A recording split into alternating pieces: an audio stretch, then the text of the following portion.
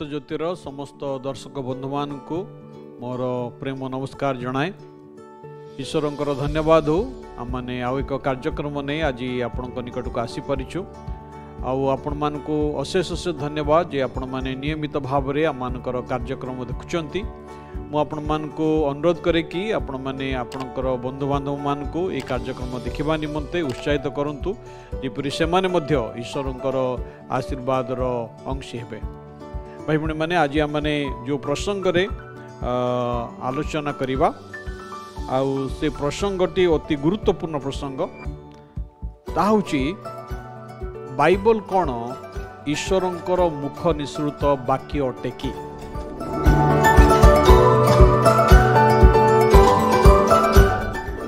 पृथ्वी रे अनेक धर्मग्रंथ अच्छी विभिन्न धर्मर विभिन्न धर्मग्रंथ अच्छी।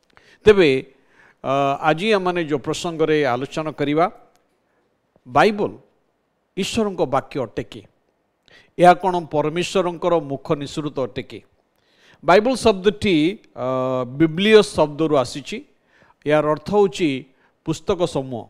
पवित्र बाइबल ईश्वरंकर निजस्व मुख निसृत वाक्य अटे। यह अन्यान्य पुस्तक भली नुहे एक अलौकिक पुस्तक अटे। पवित्र आत्मा प्रेरणा रे यह लिखित होइथिला। मूलतः प्राय 3टी भाषा रे बाइबल लिखित होइथिला। हिब्रू भाषा रे, आरामाइक भाषा रे एवं ग्रीक भाषा रे।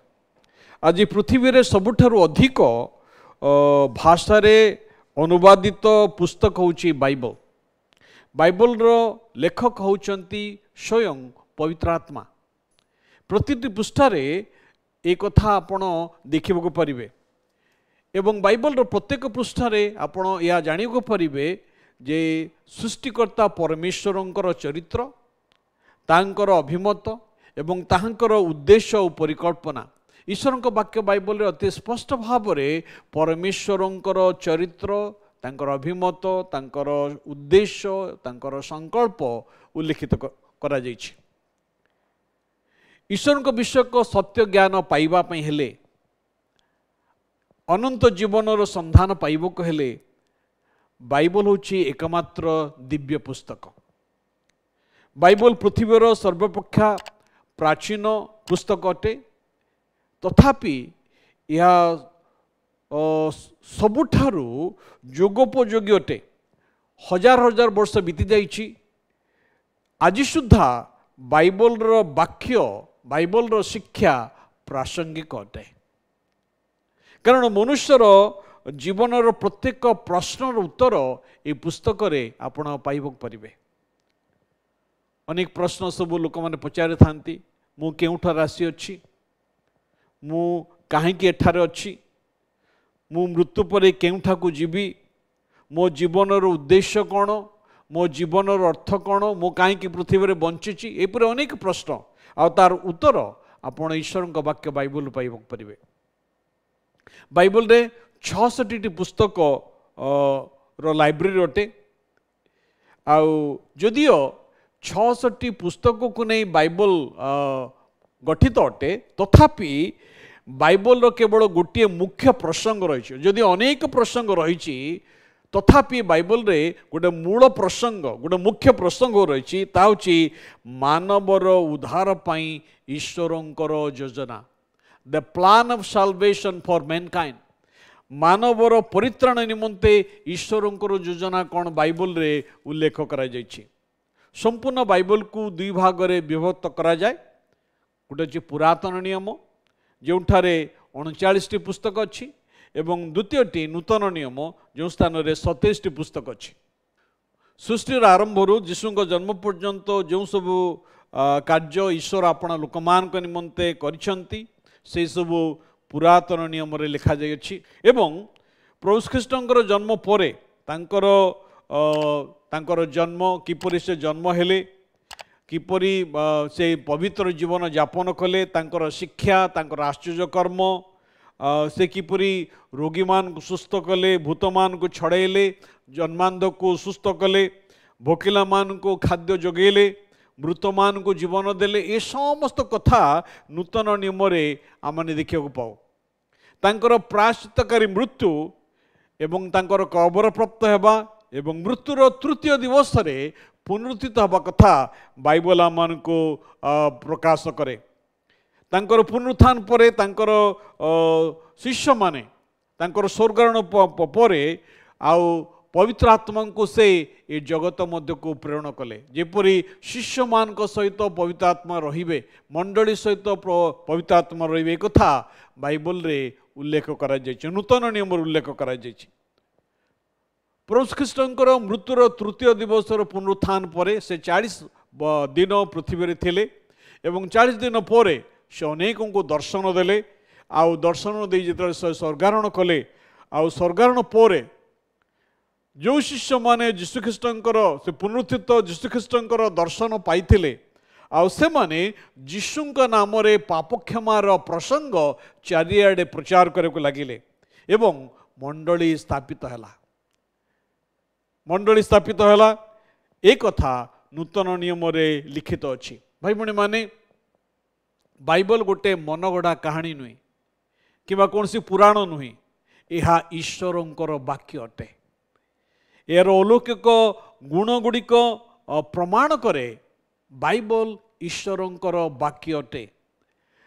आमान को यह बुझिबक हबो बाइबल रो पुस्तक गुड़िक जो आभ्यंतर रे जो समस्त गुणमान रही यह प्रकाश करे यह ईश्वरंक ठारू आसी अछि।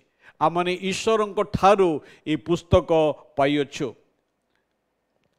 ये सुंदर सृष्टि जो प्रकृति आम देखुचु ये प्रकृति रो कथा बाइबल लिखित अच्छी।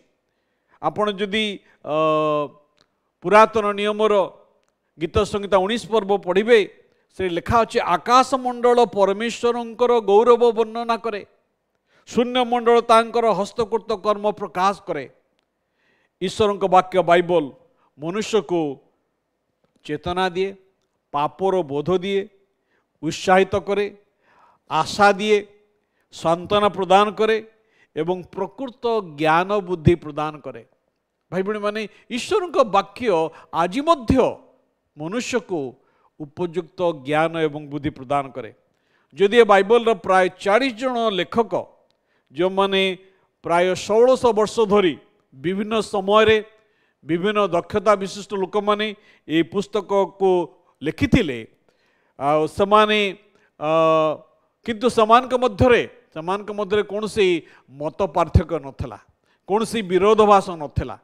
बाइबल आम कथा देखू जे समान के मध्य कौन सी विरोधाभास नथला।